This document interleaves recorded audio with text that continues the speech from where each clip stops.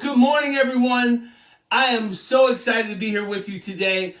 Yes, I would love to be where you are. I wish we could all convene together, but that's not quite possible just yet. Hey, I got good news. I got my second shot. I am about 7 days away from my 14-day period.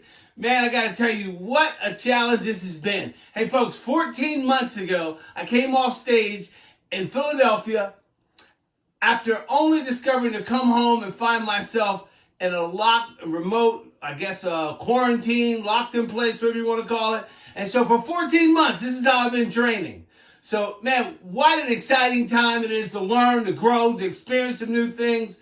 But I'm like you, I can't wait to get back to some things that we've done in the past. So I'll be real brief today. I've got a lot to cover, a little bit of time. But let me start by saying thank you to the leadership.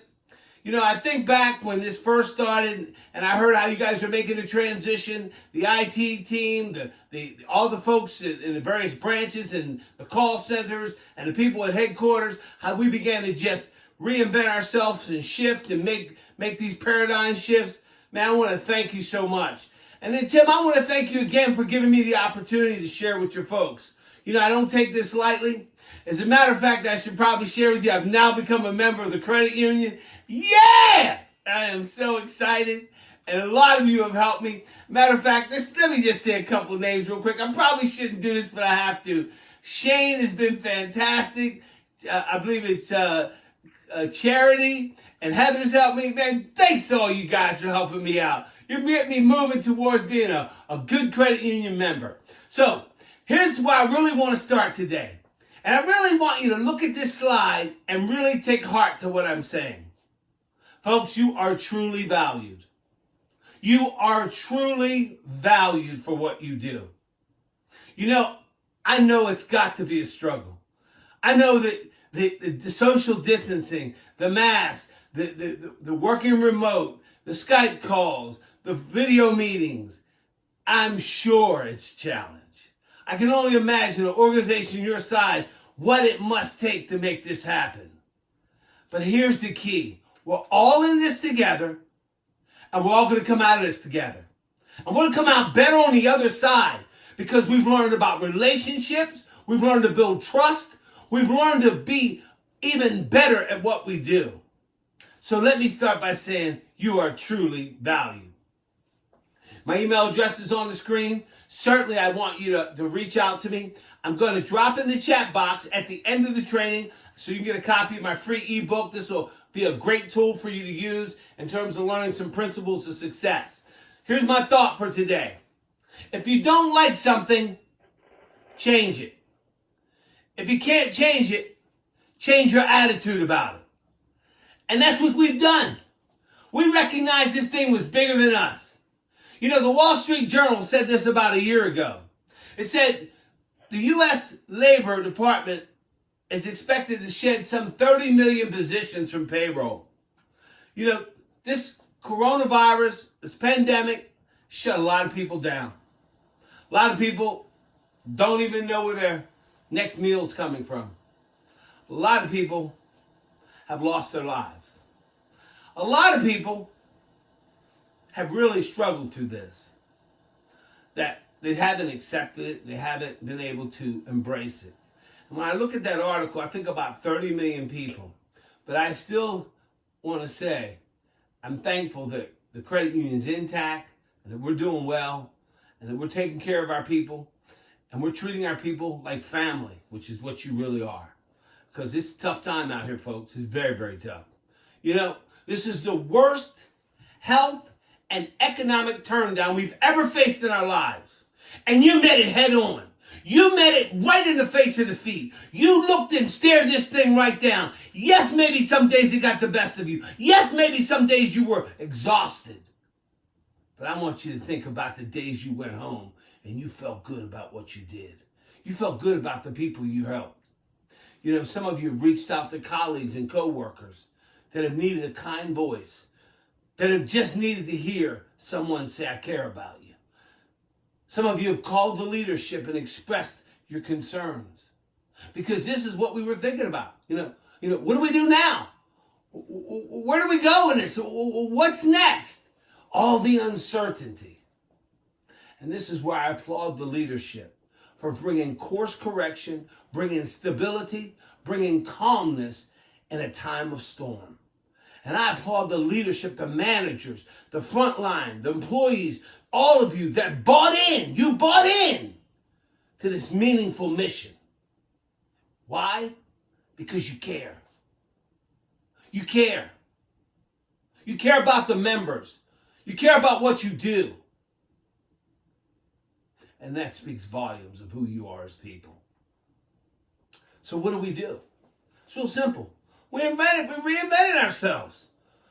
We became a better version of ourselves. Everybody put that in the chat box right now. Let's flood the chat box with that one. We became a better version of ourselves. Come on, we can do it. A better version of ourselves. I had no idea that I'd be here some 14 months later, just like you, just like the rest of us. But we had to reinvent ourselves. And here's the value. Here's your value proposition today. Here is the value that you have brought. Once again, this is what you have done. You have decided that it's not about a position. It's not about a job title. It's not about me showing up being a manager or director or working in a department. It's about the people we serve. And you've shown up again in a job, in a role, in a function, and displayed your leadership. You have led right where you stand. You have led right in the face of defeat. You stared down this pandemic and said, we will overcome it. And I applaud you for that. Listen to me. Don't miss this. You are valued. We care about you. There's something to be said when people work together and they mutually respect each other, care for each other, and concerned about each other. Yes, I know we've got some folks that we just say, hi, how you doing? And we walk right past. I get that. We're not going to get along with everybody. But we genuinely care about each other as people. And that's what you've done in this position, your job. Some of you have gone over and above. You maybe been working more hours now, flexible hours. You're getting up earlier. You're working later. You're answering emails at 3, 4 in the morning. Maybe you're working on a Sunday morning when historically that would be a time for another activity. Maybe you're working on a Saturday night after children go to bed. Why? Because you care. You're valued. Don't miss that. That's the most important thing. The second thing is we have learned to work cohesively together. One of the greatest struggles that this pandemic has brought is trust has been eroded because we don't see each other. One of the greatest things the pandemic has done, it's dehumanized us because I can't quite get the same emotion from you when I'm looking on a video call, when I'm reading an email. Man, I like to walk by your office and see you. I like to put my hand on you. I like to shake your hand. I like to get you a cup of coffee. But this is what we've really excelled in. We dug down inside of ourselves and set our egos on the shelf, set our inadequacies on the shelf, and we've decided we're going to work cohesively together. Why? Because it's the right thing to do. You knew you had to push through this. You knew you had to reinvent yourself. You knew you had to be a better version of yourself. And you did. Hey, we're not going to be here long. We're going to soon get out of this. And boy, I can't wait till we get together. Teamwork. Teamwork. Are we willing to work together cohesively? Are we willing to come together? The answer is absolutely. You know, the DEI committee sent out a survey recently. And I got to tell you, I was working with the IT department, and I'm telling you, I'm not an IT guy. But boy, they worked with me. And I was just thinking, if they were working with me like this, how must they be working with the folks in the office? And I called and I talked with several people, and I could just hear in their voice this joy. You know, it's easy to be beat down right now. But we're working cohesively together. Here's the next thing that we've done that has brought tremendous value. We've taken our knowledge and applied it. We recognized that this was going to be difficult. We knew there was going to be some obstacles. We forecasted, we're planned, because we already know prior planning prevents poor performance. And we got in front of this thing, and we thought through it, and we put models of success out of what it might be like. Man, you have no idea how valued you are. I work with a lot of clients, folks, both nationally and internationally. And I got to tell you something. I admire what you do. I admire how you just turn this thing around on a dime. I see organizations still struggling some 14 months later. Here's why. I'm going to give you the fundamental reason why I see this. Because they haven't accepted where they're at, and they don't believe that this is something that they can overcome. They've basically thrown their hands up and said, when it's over, we'll come out. Not the United States Senate Federal Credit Union. You didn't throw your hands up. You came out swinging. You came out fighting. You came out doing the right thing. You applied your knowledge, and I applaud you. The next thing that you did, and this is critical, you stayed relevant in difficult times. Please don't miss that. That's big. You stayed relevant in difficult times.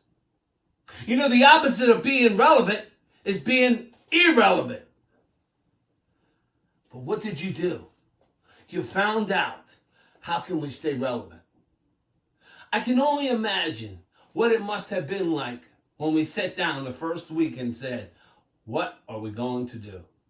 Yeah, that's a pretty natural response. But now look where we're at. Look where we've come. Hey, do me a favor. Just stop and look back and see the path upon which we've come. Can you see your success? Can you see how you've overcome? Can you see how you've managed to, in the face of defeat, in the face of struggles, overcome? Because you stay relevant. Man, you're valued. Today, my message is simple. You're valued. Understand that. And we will get through this together. I would love to have the magic wand and wave it and change this thing tomorrow. But here's what I know. I'm going to stay consistent just like you. I'm going to stay persistent just like you. I'm going to overcome just like you everything that is put in front of me. Because I'm an overcomer. And the only way that I can get to my destiny is by overcoming these struggles. And that's what you're doing. I want you to think about this next slide. This is the real essence of what you've done. Adaptability. You know, when life gives you lemons, what do we make? Yeah, I saw some of you put lemonade in the chat box. When life gives you lemons, we pick the seeds out of it and plant it and grow an orchard. Because we change the way we think. We adapt to a situation. We no longer stay confined. We no longer let the comfort zone of life keep us trapped in the body that we're in. And that's what you did. You adapted. Wow. Can you imagine now we're going home to work? What in the world is that going to look like? You do know I got kids at home. You do know yes, we know you overcame. Oh my goodness. Some of you caretaker, teacher, counselor, mother, father. I mean, you're a whole host of titles now. You've overcome. You've adapted. That's what people do in the face of defeat, in the face of struggle, in the face of adversity, in the face of change. We just adapt. Because you know what we do? It's real simple. We do what has to be done, and we get the job done, and you can count on us, you can depend on us, because we're the United States Senate Federal Credit Union, and you don't have to worry about what we're going to do. We're consistent. That's who you are. You didn't miss a beat. You kept going. Yeah, you might have had a little flat tire, but you fixed it, and you got right back on the road. And finally, this is what it really comes down to. It comes down to this real simple thing right here. What is your attitude like about this whole thing? What is your true attitude like? Well, let me talk about mine. Just give me just a second. I've become more grateful now. I recognize that I stopped taking things for granted. I recognize that the things I thought were going to be here forever aren't necessarily going to be here, including some of my family that I've lost. I've also learned that it's a time for me to be a giver, a server of other people, maybe not as fortunate as me. Maybe I've learned also to put away some of my selfish ways. Yeah, I'm an only child and I got a lot of them, but let me tell you something. The pandemic's exposed a lot of things. But here's what it's really shown us, what we're made out of. What we're made out of, who we are. How we're going to lead the world to a better place as a result of our being. I just appreciate all that you've done during these difficult times. I appreciate how you've moved through some uncharted waters. And all I want to tell you is, real simple, you bring the value every day. You bring the value every day. So here's what I do. I wanted to cut it short so I could have a chance maybe to hear from a couple of you. But I'd love for just one or two people to unmute themselves and just share about what they've had to overcome. Just one or two people. Can we hear from a couple folks? I know time is of the essence, but we want to hear from you because this really is all about you. Managing kids, working from home, and teaching them school and everything. Yeah. It's a little difficult, huh? It has its moments for sure. Yeah. What have you learned about yourself, though, as a result of all this that you've had to do? That I can do it. Just keep moving. I love it. I can do it. Just keep moving. You know, there's something to be said that as long as you're moving, you won't find yourself sitting, standing, and standing still. You know, and I love that. One more person. Come on, somebody else come to the discussion and just share with me. Just please. I love to hear from you. What have you learned about yourself during this last period of time? Anybody? Now, you guys know I know a few of you, and I don't have any problems calling on you. Is Morgan there? Morgan, are you with us this morning? I feel like I've learned patience. Patience. Yes. Yes. And so let me ask this question about the patience you've learned. Is it patience with yourself? Is it patience with others? Who is this patience that you've learned to have with? Well, with myself, others definitely. Yes. Yes. Yes. Is key. Yes. How about this? The more that I put expectations on others and they don't meet my rigid, stringent demands, the more impatient I become. I don't know why I'm that way. I don't know why I place so much judgment upon people going to always do what's right. I hope they would. I believe they will. All right. And one more person before we shut down. One more person. Let's hear from one more person. What have you learned about yourself during this most interesting time? One more person, please. Teresa, are you there? I knew you were going to call on me, Milton. Hey! Hey! Hold on one second. Let me guys tell you about Teresa. Teresa is one of those folks that I already know. Email is on 24/7. I get emails from Teresa. I'm like, when does she sleep? But this is the new flex environment. Come on, Teresa. What have you learned about yourself during this interesting time? I have learned and someone has already said this, I've learned the power of patience. Yes. Faith. Yes. I've learned to pace and to take in and be more introspective. Yes. I had a lot of time, to think about things a little differently. Yes. And it's just that old cliche about, smelling the roses. Yeah. And I really gave myself time to do that. Yeah. Yeah. I love that, just smelling the roses, I'm 60 years old, Teresa. I know I don't look it. Thank you very much. I appreciate the kind words. But at 60, I got to tell you, I'm not only stopping to smell the roses, I'm getting out of the car and picking them too. Yeah, like I'm really deliberately spending some quality time on some things, because the pandemic has taught me it may not be here. Thanks so much. Now, here's what I want to do next. I need you to put this in the chat box.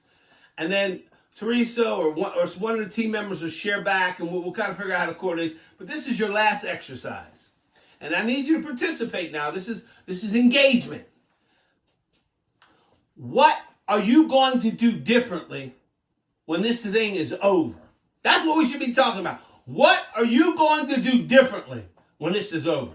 What will you do differently? Because you've learned some things while you've gone through it. But let's start thinking about the other side. I can tell you, the light's at the end of the tunnel. I believe that.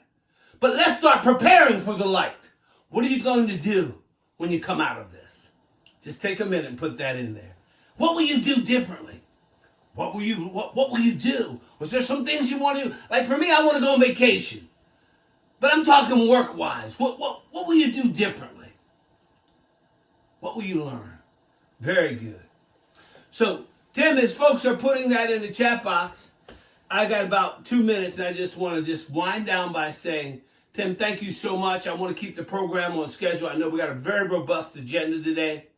And I just want to hit the high points, Tim, and just let folks know that they're truly valued. So, Tim, is there anything else you'd like me to share or any other comments before I turn this back over?